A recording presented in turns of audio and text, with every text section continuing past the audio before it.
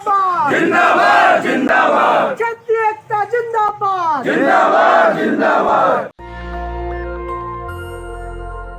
ये वीडियो सुना आपने, ये मध्य प्रदेश में ओबीसी के लोग हैं, ओबीसी महासभा के लोग हैं जिन्होंने बगावत शुरू कर दी है और कांग्रेस के खिलाफ वो नारेबाजी कर रहे हैं। इस बार दलित, पिछड़ा, आदिवासी और ओबीसी मध्य प्रदेश में न बीजेपी को पसंद कर रहा है न कांग्रेस को पसंद कर रहा है। लेकिन सोचिए, डर सबको लगता है, गला सबका सूखता है। मध्य प्रदेश में जब 144 टिकट जारी किए कांग्रेस ने, तो उसमें एससी एसटी ओबीसी के लोग, एससी एसटी के लोग रिजर्व सीट पर थे और ओबीसी के लोग गायब थे और जनरल के टिकट की भरमार थी। दरअसल वहीं से सारा विवाद शुरू हुआ। उसके बाद अखिलेश यादव का जिस तरह से कमलनाथ ने अपमान किया, उसके बाद साफ हो गया कि बीएसपी पहले से अलग है, आज़ाद समाज पार्टी अलग है, अखिलेश अलग हो गए और अब एससी एसटी ओबीसी के लोग भी कांग्रेस से मुंह मोड़ रहे हैं। नतीजा ये हुआ कि पूरे देश में बवाल कट गया। दरअसल राहुल गांधी ने लगातार माहौल बना दिया था। वो कह रहे थे कि जाति जनगणना के पक्ष में हैं, वो कह रहे थे कि महिला बिल रिजर्वेशन जो पास हुआ उसमें एससी एसटी ओबीसी को रिजर्वेशन मिलना चाहिए। और एक दिन तो उन्होंने जाति के नाम पर पत्रकारों से हाथ उठवा लिया। कर्नाटक चुनाव में वो जाति जनगणना का राग अलाप रहे थे। दलित, पिछड़े, आदिवासियों को लगा चलो हृदय परिवर्तन हो गया हो।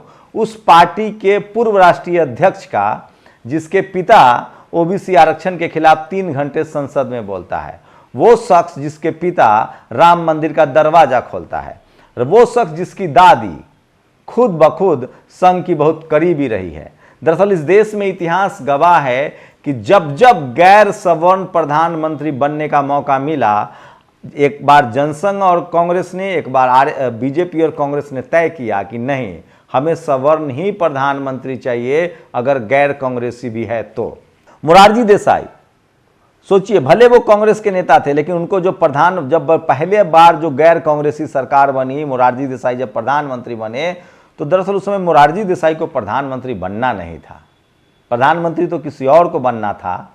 लेकिन संघ और जनसंघ की बैठक हुई और मोरारजी देसाई प्रधानमंत्री बन गए। फिर उसके बाद सोचिए, चौधरी चरण सिंह की सरकार कांग्रेस ने गिरा दी। इंदिरा गांधी ने मोरारजी देसाई को धोखा दिया, फिर चौधरी चरण सिंह को प्रधानमंत्री बनाया, फिर धोखा दे दिया। एक बार और ऐसा मौका आया जब इस देश में कोई दलित, पिछड़ा, आदिवासी प्रधानमंत्री बनने वाला था। उस समय भी राजीव गांधी तब थे। इंदिरा गांधी का एसेसिनेशन हो चुका था। 412 सीट जीतकर राजीव गांधी 5 साल तक सत्ता की मलाई खा चुके थे। मान्यवर कांशीराम साहब ने एक साइकिल से राजीव गांधी को सत्ता से बेदखल कर दिया था। तब भी बात हुई कि कोई गैर सवर्ण प्रधानमंत्री होगा, लेकिन फिर बीपी मंडल साहब हो सकते। उस समय जब मोरारजी देसाई बने थे, उस समय बात थी कि बीपी मंडल प्रधानमंत्री बन सकते हैं, लेकिन उनको नहीं बनने दिया गया। फिर उस समय हो सकता था कि कोई शरद यादव बन सकता था, कोई देवीलाल बन सकता था, लेकिन वो भी नहीं बनने दिया गया और बन गए बीपी सिंह। चलिए, बीपी सिंह के दौर में मिलीजुली सरकार थी, बहुजनों को आरक्षण मिला, सब कुछ हुआ। लेकिन सोचिए, वही कांग्रेस जिसके राहुल गांधी के पिता ने राम मंदिर के दरवाजे खोले, सोचिए, खुद सवर्ण प्रधानमंत्री चंद्रशेखर राम मंदिर का मुद्दा सुलझाने तक पहुंच गए थे। राजीव गांधी ने कहा आरएसएस को कि बिल्कुल मत मानना, ये विवाद खड़ा रहना चाहिए। दरअसल कांग्रेस की पॉलिसी होती है कि एक हाथ से वो मारेगा, दूसरे हाथ से सहलाएगा। एक भाई गुटखा बेचेगा, दूसरे भाई कैंसर का अस्पताल खोलेगा।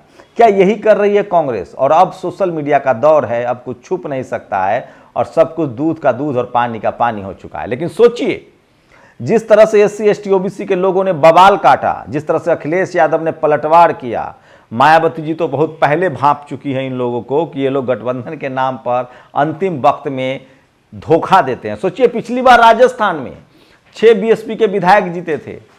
बीएसपी ने समर्थन किया था, लेकिन गहलोत कांग्रेस ने उस विधायकों को खरीद लिया। आज वो पांचों के एक विधायक तो पहले ही एमएनएस में जा चुके हैं, 5 के 5 इंतजार कर रहे हैं कि टिकट मिलेगा कि नहीं। लेकिन सोचिए, मध्य प्रदेश में बीजेपी के हारने के चांस है, कांग्रेस के जीतने के चांस है तो सवर्णों को टिकट, छत्तीसगढ़ में चांस है तो सवर्णों को टिकट, और राजस्थान में सर पर हार मंडरा रहा है, हार का खतरा, तो बहुजन याद आ रहे हैं। वहां जमकर ओबीसी को टिकट दिया जा रहा है। ये सोचिए, डर सबको लगता है, गला सबका सूखता है। लेकिन ये कब तक चलेगा? धीरे धीरे एससी एसटी ओबीसी के लोग समझ गए हैं और मध्य प्रदेश में तो ये स्थिति है कि लोग विरोध कर रहे हैं और लोगों ने तय कर लिया है कि सपा हो, बसपा हो, आरजेडी हो, कोई भी दल हो, सपा बसपा चुनाव लड़ रही हो, आजाद समाज पार्टी, उनको टिकट देंगे। कांग्रेस के एक बड़े नेता ओबीसी महासभा से जुड़े हुए हैं, उन्होंने तो बाकायदा पार्टी छोड़ दी है। आपको भरोसा नहीं होगा, लेकिन सबसे बड़ी खबर है जो मैं बता रहा हूं कि बाकायदा पार्टी छोड़ दी है उन्होंने और आजाद समाज पार्टी ज्वाइन कर लिया है। वहीं सोचिए कि किस तरह से दलित पिछड़े आदिवासियों ने तय कर लिया है। बुरहानपुर जैसी सीट तो मुस्लिम उम्मीदवारों को टिकट दिया गया है, जो अब तक की मेरी जानकारी है। मध्य प्रदेश के सबसे सीनियर नेता राजमणि पटेल, 4 बार के विधायक, 2 बार के मंत्री, राज्यसभा सांसद, उनको इसलिए टिकट नहीं दिया गया कि कहीं वो कमलनाथ पर भारी न पड़ जाए। कमलनाथ के बारे में खुलासा हो रहा है कि वो ब्राह्मण समाज से हैं, खत्री हैं और वो लगातार अपनी जाति छुपाते रहे हैं। कमलनाथ जो हैं वो पंजाब दंगे के समय भी बहुत फेमस हुए थे, सिख दंगे के समय भी। और ये देखिए, मध्य प्रदेश कांग्रेस के प्रदेश उपाध्यक्ष एवं यादव महासभा के महासचिव, मध्य प्रदेश कांग्रेस के प्रदेश उपाध्यक्ष की बात कह रहा हूं मैं। ओबीसी मोर्चा के सारे लोग नाराज। यादव महासभा के महासचिव दामोदर सिंह यादव हुए आजाद समाज पार्टी में शामिल। दतिया के सेवरा 2000 विधानसभा से होंगे प्रत्याशी, जीत की अग्रिम शुभकामनाएं। तो तमाम एससी एसटी ओबीसी के लोगों ने तय कर लिया है कि इस बार भैया चुनाव में हम उसी को टिकट देंगे, जिताएंगे जो बहुजन हो। लेकिन सोचिए किस तरह की कांग्रेस दोहरी नीति चल रही है। राजस्थान में वो बहुजनों को टिकट दे रही क्योंकि हारना है, मध्य प्रदेश में सवर्ण, छत्तीसगढ़ में सवर्ण, तेलंगाना में सवर्ण। तो ये स्थिति है। लेकिन धीरे धीरे कांग्रेस की पॉलिसी को लोग समझ रहे हैं और सबसे ज्यादा नाराजगी कांग्रेस के खिलाफ है। आप सोचिए, इस देश में कौन ऐसा काम है जो कांग्रेस के रास्ते पर बीजेपी नहीं चल रही है।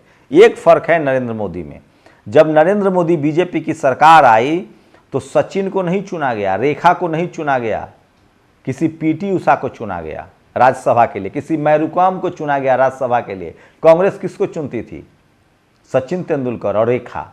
जब नरेंद्र मोदी, भले सिंबॉलिक हो, नरेंद्र मोदी की जब बारी आई तो पीटी उषा, मैरीकॉम। इस देश में जब कांग्रेस को राष्ट्रपति बनाना होता था तो प्रतिभा सिंह पाटिल, लेकिन जब बीजेपी को बनाना पड़ा तो रामनाथ कोविंद या दलित महिला ट्राइबल। ये सब सिंबॉलिक है, लेकिन इसके मतलब हैं। जब भारत रत्न देना, कांग्रेस ने भारत रत्न दिया तो सचिन तेंदुलकर को। तो सोचिए किस तरह से ये सारे खेल चल रहे हैं। लेकिन नरेंद्र मोदी को जब मौका मिला तो उन्होंने आईओसी के चेयरमैन पीटी उषा को बनाया। तो भले बहुजन समाज के लोगों को जितना दबाव, मैं फिर कह रहा हूं, एससी एसटी ओबीसी के लोग क्रिकेट में क्यों आने लगे? सूर्य कुमार यादव, रिंकू सिंह, जब आईपीएल आया, जितनी पार्टियां बनेंगी ना, जितना रेस होगा, जितना कंपटीशन होगा ना, दलित पिछड़े आदिवासियों को उतना अधिकार मिलेगा। इसलिए कंपटीशन हमारे पक्ष में है। मध्य प्रदेश में ओबीसी ने रास्ते खोल दिए हैं और सबसे ज्यादा BSP, Azad Samaj party, Samajwadi party में ओबीसी के लोग जा रहे हैं। और मैं फिर कह रहा हूं, इस बार चारों राज्यों में अगर आपको लगता है कि बीजेपी और कांग्रेस है तो आप किसी गफलत में हैं। एससी एसटी ओबीसी के लोग इतने जागरूक हैं और बीएसपी जिस तरह से चुनाव लड़ रही है छत्तीसगढ़, राजस्थान, मध्य प्रदेश, तेलंगाना में, मामला आमने सामने का नहीं है साहब, ट्रायंगुलर है। और मायावती जी ने कहा है कि मैं पावर ऑफ बैलेंस बनूंगी। एक अकेला आरएस परवीन ने तेलंगाना में तहलका मचा रखा है। न केसीआर को कुछ सूझ रहा है, न बीजेपी की तो है ही नहीं, कांग्रेस को भी नहीं सूझ रहा है। और रहा सहा कसर मध्य प्रदेश में जिस तरह से कांग्रेस ने टिकट बांटा है, उसे साफ हो गया है कि इनके दिन लदने वाले हैं। वही सोचिए, कांग्रेस की पॉलिसी होती है कि बीजेपी कांग्रेस करते रहे। वो समय वक्त बदल गया है, बहुजन समाज के लोग जागरूक हो रहे हैं और इसी का नतीजा है कि मध्य प्रदेश में एससी एसटी ओबीसी के लोग सीट चुन रहे हैं कि जिस पार्टी का भी सवर्ण कैंडिडेट हो, वोट नहीं देंगे भैया। जाति जनगणना के बिहार का ये है असर। और नीतीश कुमार ने कहा है कि बीजेपी क्या कह रही है कि हम फिर से पाला बदल लेंगे, लेकिन हमको वो मौका नहीं देगी। हमको उनसे मौका ही नहीं चाहिए। हमारा बच्चा है तेजस्वी, हम इसके साथ मिलकर काम कर रहे हैं। तो कल्पना कीजिए कि अगर 2024 में जिस तरह से इंडिया गठबंधन को धत्ता बता रही है कांग्रेस, अगर आदिवासी जेएमएम, हेमंत सोरेन आदिवासी समाज से हैं, Nitish Kumar RJD, JDU OBC की पार्टी, अखिलेश यादव बसपा, डीएमके, अगर ये सब एक हो गए हैं तो राजभर, अनुप्रिया पटेल ये सब एक मंच पर आएंगे। उसके बाद इस देश में वो समय भी आएगा, मैं लिख के दे रहा हूँ, बाबा साहब का रास्ता बताया, वो देर है अंधेर नहीं, एक समय आएगा 21वीं सदी डॉक्टर अंबेडकर की सदी होगी और जिन लोगों को छल परपन से हराया गया है, जिसकी जितनी संख्या भारी उसकी उतनी भागीदारी, वोट हमारा राज तुम्हारा, नहीं चलेगा नहीं चलेगा, ये सब वो नारा है जिससे पहले कांग्रेस सत्ता से बाहर हुई है, बीजेपी भी बाहर होगी और देर सवेर बहुजनों की सरकार आएगी। इतनी जागरूकता तो सोशल मीडिया की वजह से बहुजन समाज में आ ही गई है। आप लोग की क्या प्रतिक्रिया, अगर आप इन तीनों राज्यों में हो तो अपनी प्रतिक्रिया दीजिए। क्या कांग्रेस बीजेपी के बाद सबसे बड़ी मनुवादी पार्टी कौन है, बीजेपी या कांग्रेस? आपकी राय बहुत जरूरी है। शुक्रिया। नेशनल दस्तक की आपसे गुजारिश है कि अगर इसको बचाना चाहते हैं तो नेशनल दस्तक को सब्सक्राइब करने के लिए रेड कलर के सब्सक्राइब बटन को दबाएं, फिर बेल आइकन की घंटी दबाएं। नेशनल दस्तक को बचाने के लिए बहुत जरूरी है कि हर खबर को शेयर करें, लाइक करें, कमेंट जरूर करें।